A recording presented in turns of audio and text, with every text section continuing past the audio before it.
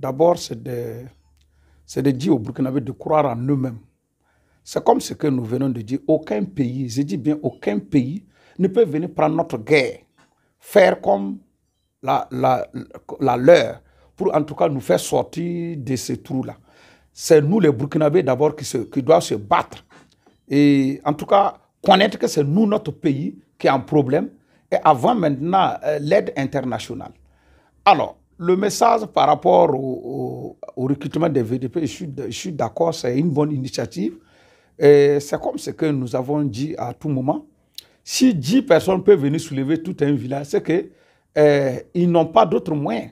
Si effectivement on essaie de donner ces moyens, de former ces VDP comme ce que ça donne, je crois qu'en tout cas, 10 personnes ou 20 personnes ne peuvent pas venir sasser tout un village. Non.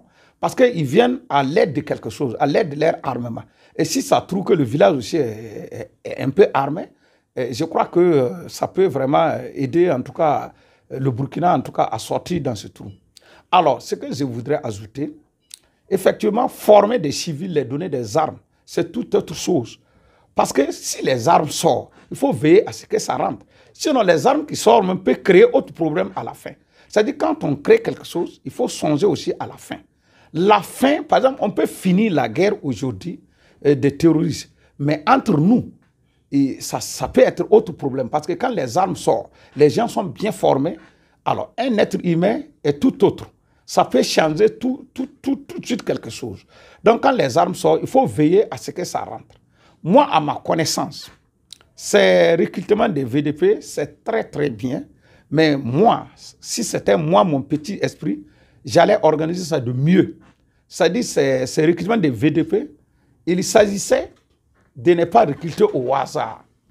C'est de chercher des personnes habilitées à faire. C'est-à-dire que des personnes qui peuvent vraiment répondre à ces besoins, qui doivent venir s'inscrire. Et vous allez faire des petites enquêtes de moralité sur eux. Et le salaire sera bien costaud. C'est-à-dire, si je dis bien costaud, aux alentours de 400 000 par exemple. Et chaque fin du mois, vous pouvez les dire, on vous paye les 300 000 francs.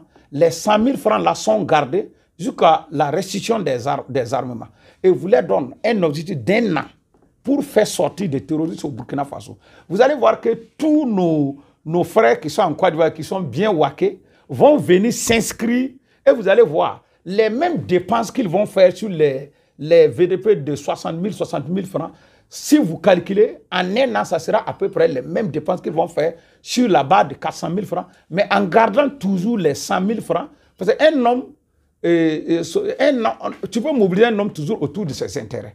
Les 100 000 restants, quand les gars voient que, avant de venir restituer son arme, les armes sont bien numérotées, et quand il va venir restituer son arme maintenant, et il rentre en possession de ces restes de 100 000.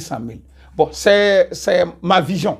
Je n'ai pas dit que ce que je dis est vrai, ni c'est bon, mais moi je crois que la manière de faire, vous allez voir que, voilà pourquoi les sorties des armes, moi-même ça me fait peur.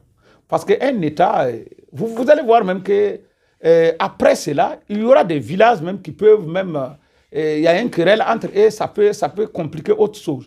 Mais si c'était une bonne enquête sur tout un chacun et que le salaire est bon, alors là on ne recrute pas tout le monde. On essaie de recruter les personnes normaux. Alors, je n'ai pas dit ceux dont ils sont en train de recruter ne sont pas normaux, non. Mais je me suis dit qu'il faut avoir une bonne enquête sur la personne. Le salaire est bon et il y a un retenu jusqu'à la restitution des armements et avant d'entrer en position de ces sommes-là. Et je crois qu'en tout cas, bon, ça allait être... Les gens peuvent croire que les 400 000 francs, c'est beaucoup. Non. Il y a un certain nombre donné à 400, voilà, un certain nombre de recrutements, même si c'est les 50 000 à 400 000, si vous calculez dans un an, le Burkina peut payer. Et même sur les opérateurs économiques, on va voir, puisque quand le pays est en guerre, tout le monde doit participer. Mais si au moins tu ne peux pas aller en guerre, nous, on doit quand même contribuer, on peut nous imposer à contribuer tant de francs, et en tout cas pour la guerre, ou bien même, voilà la facture du Sonabel. On peut mettre sur la facture Sonabel, comment je peux dire, 50 francs là-dessus, 100 francs là-dessus, pour le problème de guerre. Facture de l'eau aussi, la même chose. Ça va rentrer. Et moi, je crois que personne ne va contester. Puisque le pays est en guerre, personne ne doit rester indifférent. Donc, tout le monde doit participer. Si tu ne peux pas aller au front, au moins, il faut participer de ta manière. Donc, selon moi, il y a toutes sortes de moyens pour, en tout cas, recruter ces gens-là proprement et payer avec un bon salaire, mais muni quand même d'une enquête appropriée sur la personne et en retenant toujours des retenues jusqu'à la restitution des armements.